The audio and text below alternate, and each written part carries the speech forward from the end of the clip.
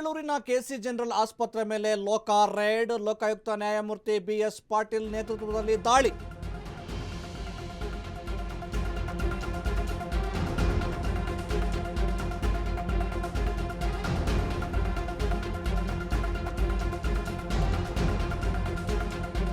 ಬೆಂಗಳೂರಿನ KC general ಆಸ್ಪತ್ರೆ ಮೇಲೆ ಲೋಕಾಯುಕ್ತರು ದಾಳಿ ಮಾಡಿದ್ದಾರೆ.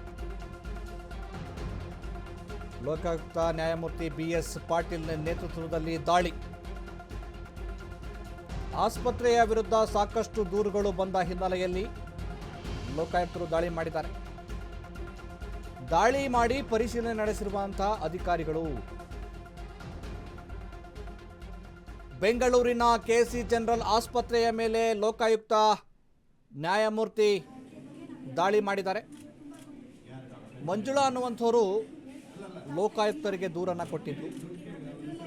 ಆ ಹಿನ್ನೆಲೆಯಲ್ಲಿ ಲೋಕಾಯುಕ್ತ ನ್ಯಾಯಮೂರ್ತಿ ಪಾಟೀಲ್ ಅವರು ದಾಳಿ ಮಾಡಿ ಪರಿಶೀಲನೆಯನ್ನು ನಡೆಸಿದ್ದಾರೆ.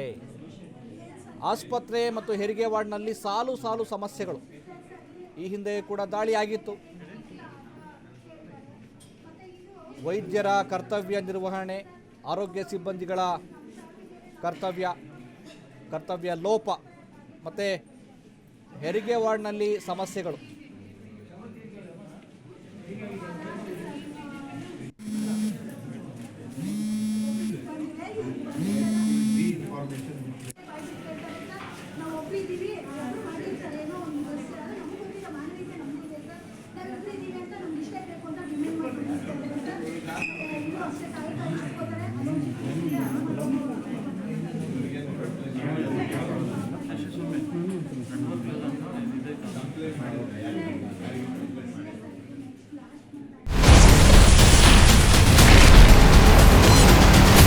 Ashwavega English News.